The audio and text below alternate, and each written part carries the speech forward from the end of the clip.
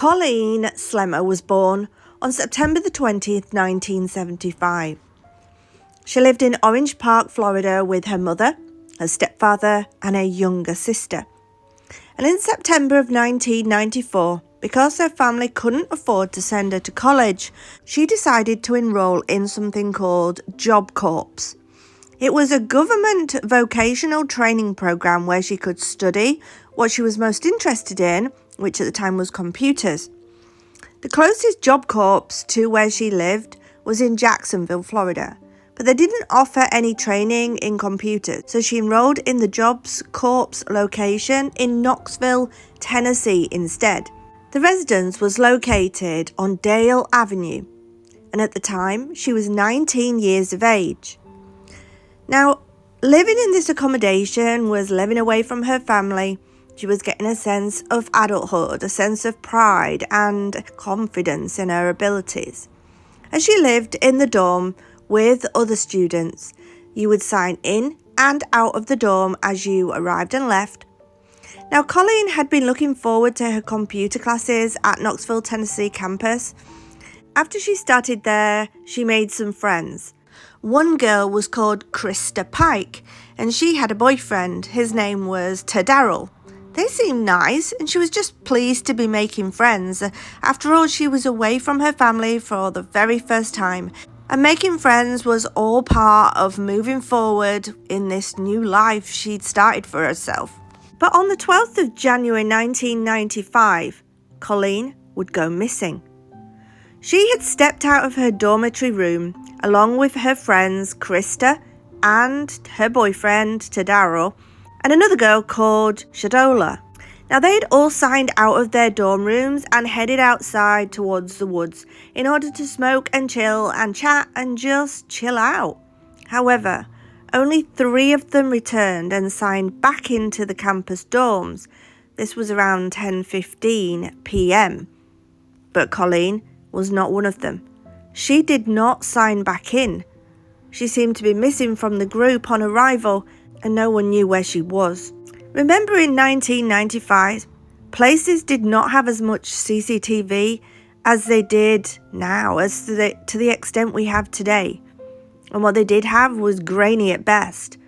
But no one seemed to notice that night that Colleen was missing, until the following day, on January the 13th, as an employee of the University of Tennessee, the groundsman was wandering around the grounds doing his daily routine when he suddenly stopped in his tracks. He had come across a corpse close to the greenhouses on the campus. It was just after 8 a.m. local time, and at first he mistook it to belong to an animal maybe, but on closer inspection, it looked to be that of a human. It was covered in blood and was found lying face down on the ground. There was also a pool of blood, which was found about 30 feet away from the body. The groundsman ran inside and called the police, who quickly responded to the scene. The Knoxville Police Department authorities initially did not know who the body could belong to, but it was obvious it was a young female who had met a tragic end. And as the police cordoned off the scene and got to work trying to identify the body, they spoke to staff at the Job Corps, looked at the dorm registers and spoke to students. They were soon able to identify that the body did belong to that of Colleen Slemmer. Now, Colleen had signed out of the dorms but not back into the campus that night and had not attended class the next day. Colleen had been left unclothed from the waist down in an attempt to kind of embarrass her. She was covered in bruises and cuts. Colleen's throat had also been slashed, and her head had been bludgeoned to the extent that her face was unrecognisable. Colleen's body was taken away where the medical examiners found a pentagon that had been carved into her chest. Dr. Sandra Elkins from the Knox County Medical Examiners performed an autopsy on Colleen.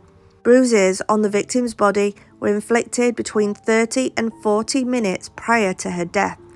The numerous lacerations and slash wounds inflicted prior to death were insufficient to render the victim unconscious, and the cause of death was blunt force trauma to the head. Colleen's sinuses and lungs were filled with blood following the head injury to the base of her skull, and she essentially drowned in her own blood. Police questioned Colleen's friend first, Christa. She had signed out at the same time as Colleen, so surely she must have known where Colleen had gone to that night. After all, they'd signed out together. Maybe she might know what had happened to her. They needed to ask her. Was Colleen going to meet anyone? Did she have a boyfriend? What was her mood like that evening? Now, during the afternoon of January the 13th, Christa and her boyfriend went to get identification cards from Robert Alfred Pollock, the Job Corps orientation specialist. But Christa left her jacket in his office. And when Robert Alfred Pollock realised that the police were questioning Christa and her boyfriend, they handed the jacket over to the Knoxville Police Department, who found a piece of skull in a pocket. Now, Christa got spoken to by officers, and she did not have much to say about Colleen, but she did say that she felt that Colleen was trying to steal her boyfriend Tadell's ship away from her. A tip led authorities to Knoxville's Job Corps, where 18-year-old ChristaPike and 17-year-old Tadell's ship were arrested around 2 o'clock Saturday morning. Police say the murder suspects were close to the victim. The motive of the crime appears to be a love triangle. Investigators say the suspects led their victim to this isolated area of campus. On the premise, they'd smoked marijuana together. Instead, she was brutally stabbed and beaten. It appears that both of the females involved had been involved with the 17-year-old male. The victim's partially dressed body was found in this brushy area Friday morning. She was slashed repeatedly with a meat cleaver and some other small cutting device. Authorities say she was then beaten over the head with a large chunk of asphalt from this pile. Authorities say students and faculty should always exercise caution, especially at night in areas like this.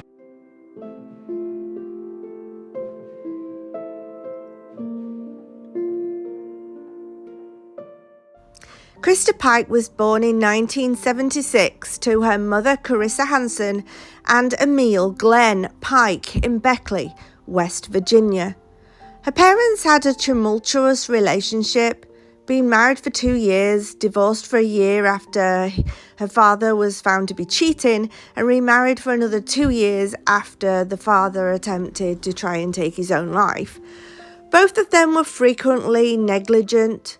Christa would be crawling around through piles of dog stool all over the house, and that her mother wanted to keep partying even when she received news that her toddler was experiencing seizures. Christa's parental grandmother would frequently help care for her, and when her grandmother died in 1988, Christa made her first attempt to take her own life at the age of 12, but she received very little support for this. Christa's living situation continued to be unstable throughout her teenage years, and as she was both the recipient and the perpetrator of certain violence, one of her mother's boyfriends punched her in the face. Criminal charges were filed and then settled, and while staying with her father's new family, one of her young half-sisters claimed to have been touched by Christa, causing her father to send her away. Christa additionally claimed to have been touched at several points in time.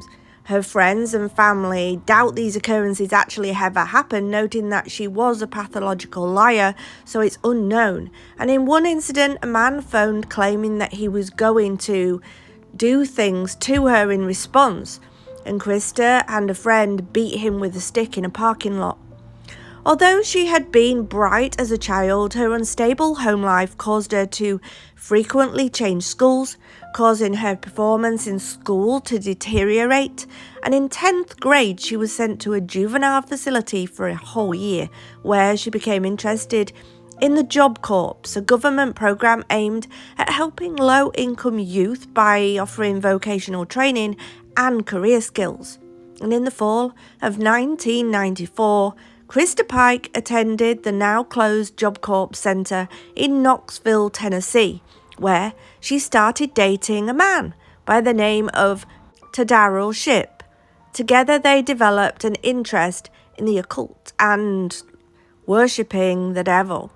But behind the scenes, things were not as they seemed, as Christa had become jealous of the 19-year-old classmate Colleen Slemmer, who was thought to be trying to steal her boyfriend from her. Now, friends of Colleen denied these accusations, but as police probed the friends of Christa and Colleen, they found out that Christa had planned to lure Colleen to an isolated, abandoned stream plant near the University of Tennessee campus. And on January the 12th, 1995, Christa, her boyfriend, and this other girl, as well as Colleen, had signed out of the dormitory and proceeded to the woods, where Colleen was told they wanted to make peace by offering a smoke. But on arrival at this secluded location, it was said that Colleen was attacked by Christa and her boyfriend, while another girl acted as a lookout. But for 30 minutes, Colleen was taunted, beaten and slashed, and a pentagram was carved into her chest. Finally, Christa smashed Colleen's skull with a large chunk of asphalt. And not long after this, Christa began to show off a piece of skull around the school. And within 36 hours, the three had been arrested. The logbook showed that Christa, her boyfriend, and this Peterson girl, as well as Colleen, had left together and only 3 had returned. Detectives found the pieces of skull in Christa's jacket pocket, and soon after the arrest, Christa confessed to police of the torture and killing of Colleen, but insisted that they were merely trying to scare her and it got out of control. And during Christa's trial, the prosecution was aided by evidence and Christa's confession. Christa was charged with first-degree murder and conspiracy to commit murder on March the 22nd, 1996. After only a few hours of deliberation, Christa was found guilty on both counts, and on the 30th of March, Christa was sentenced to death by electrocution for the murder charge and 25 years in prison for the conspiracy charge. Her boyfriend received a life sentence with the possibility of parole plus 25 years. And this other girl that apparently was the lookout had turned informant. She received probation for pleading guilty and being an accessory after the fact. Christa has not yet been executed. She has filed numerous appeals, and her most recent attempt to have a judge review her case was denied in October 2023 last year. Now, Colleen's mother, May Martinez, has repeatedly called for Christa's execution and said that they are holding a piece of her daughter's skull and remains in police custody. But her mother is waiting for the day that Christa is executed and that last piece of her daughter is returned so that she can finally lay her daughter fully to rest.